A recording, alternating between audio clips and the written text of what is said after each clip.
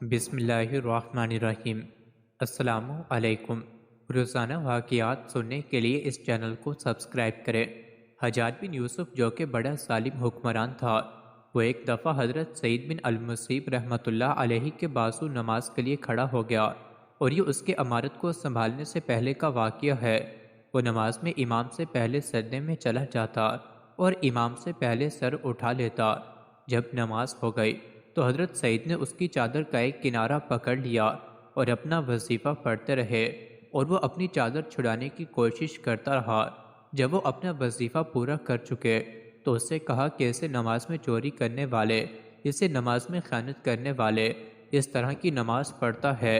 حجاج نے کوئی جواب نہیں دیا، اور پھر وہ حج کے لیے چلا گیا اور وہاں سے شام کو چلا گیا اور حجاز کا گورنر ہو کر آیا۔ اور جب ابن الزبیر رضی اللہ عنہ کی شہادت ہو گئی تو وہ مدینہ کا بھی گورنر ہو گیا اور مدینہ میں مسجد نبوی کو آیا۔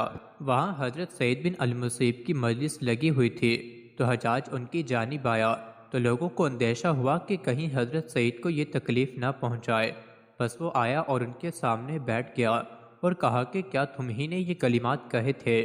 تو حضرت سعید نے اپنے سینے پر ہاتھ مارا اور کہا، ہاں۔ تو حجاج نے کہا کہ اللہ آپ کو جزائے خیر دے کہ بہترین معلم و مربی ہو، میں جب بھی نماز پڑھتا ہوں تو آپ کا یہ قول یاد کرتا ہوں۔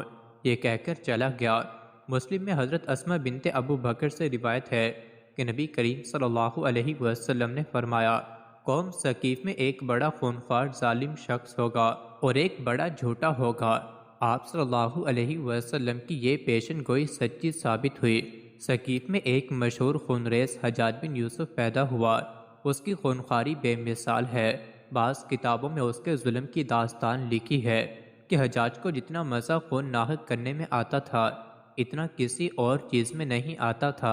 چنانچہ ترمذی میں حضرت ہشام بن حبان سے روایت ہے کہ حجاج نے 1,00,000 میں 1000 انسانوں کا خون ناحق کیا۔ قوم ثقیف کا دوسرا شخص جسے جھوٹا فرمایا گیا وہ مختار ثقفی ہے۔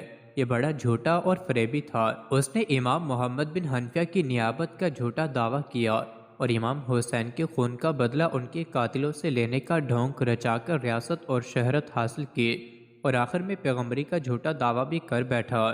مشکوت کی روایت سے پتہ چلتا ہے کہ حضرت صلی اللہ علیہ وسلم کی اس پیشن گوئی کا مستاق حضرت اسماء نے حجاج کو خود حجاج کے منہ پر کہا۔ مزید ایسی ہی ویڈیوز کے لیے چینل کو ضرور سبسکرائب کریں۔